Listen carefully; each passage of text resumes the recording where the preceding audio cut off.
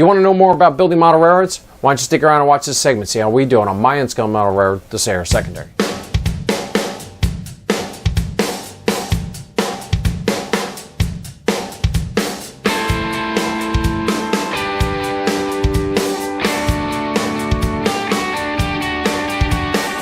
Hello everyone, Joe from Central Jersey Conrail and Englishtown, and welcome back to the conclusion playlist. So this month, this video is going to be more of our detail work. We're going to be focusing in on the area at Toms River, at Ciba Geigy. Also Jamesburg is another big one, and a little bit of Englishtown.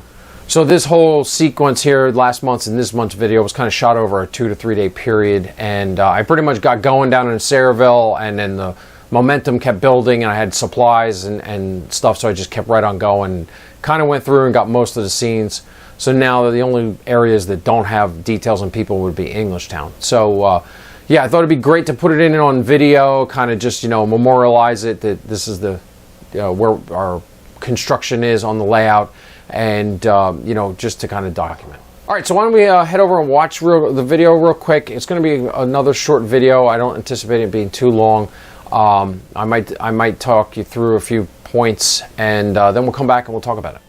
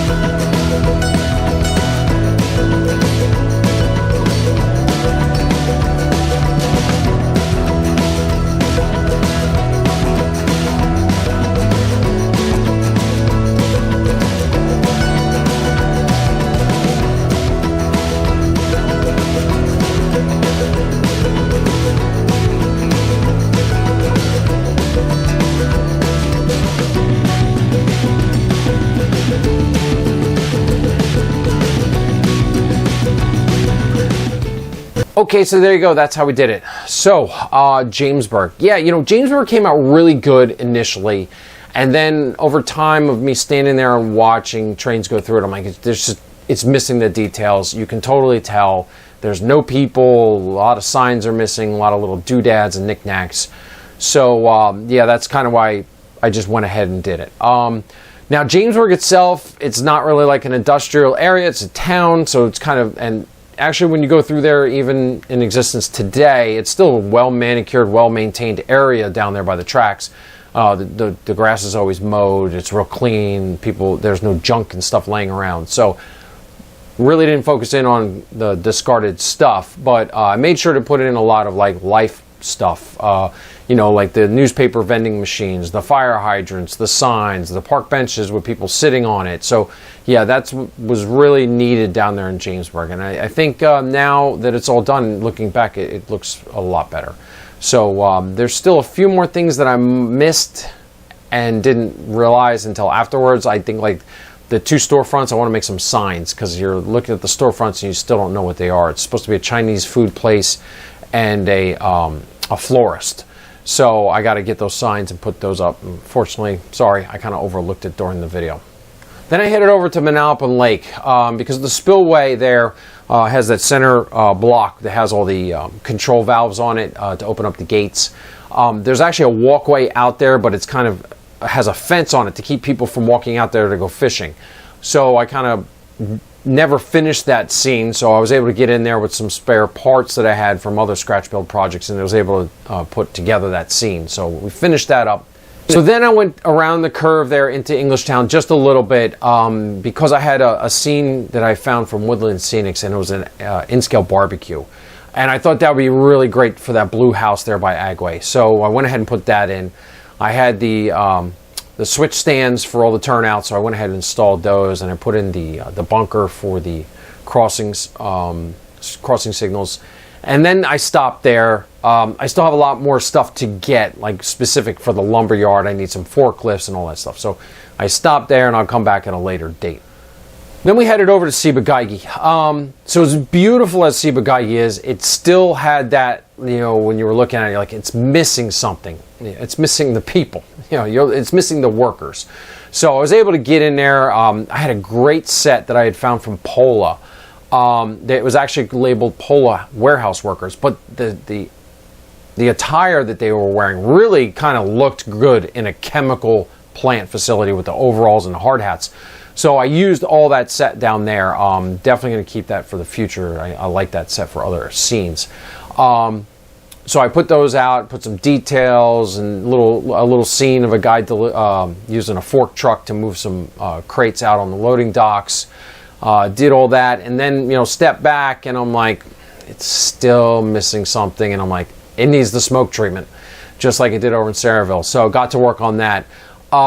It may seem over dramatic at first, those plumes, they look a little dark and big, but now looking back on it from a few weeks later and looking at it, I think it really suits it, because you got to realize I'm trying to portray that place was a polluted mess.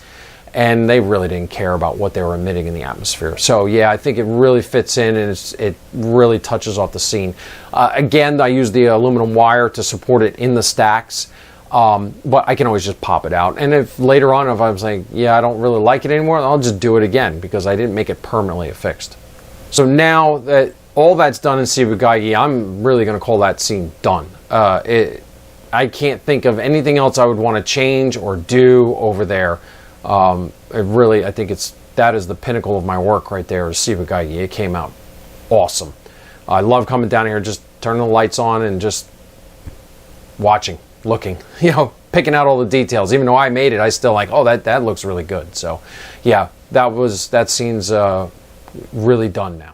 Okay, so that's going to put a wrap on this video. So now, don't really have much more. I'm going to start gathering more detail supplies a little at a time. You know, a little package for $2 here and $5 there, and collect them together. Start collecting some more vehicles, build up my inventory for the upcoming scenes, and you know, just so that'll be it for the detail work for now. Next month, we are going to head out to the workbench and start building our fast track turnouts. So as you can see, I got my template for the kit for the curve turnout. So we're going to be doing that next month, putting those together in preparation for doing this track work here, redoing the track work.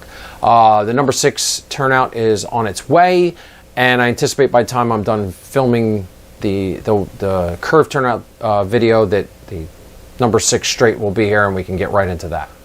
So yes, it's a little behind my time frame that I had in my head, but we're still progressing along. I'm very confident that we can get quite a bit done before the end of the year, but I don't think I'm going to get it all done. You know, it's life, but it's a model railroad. It's okay. We're going to keep going on, and I'm having fun.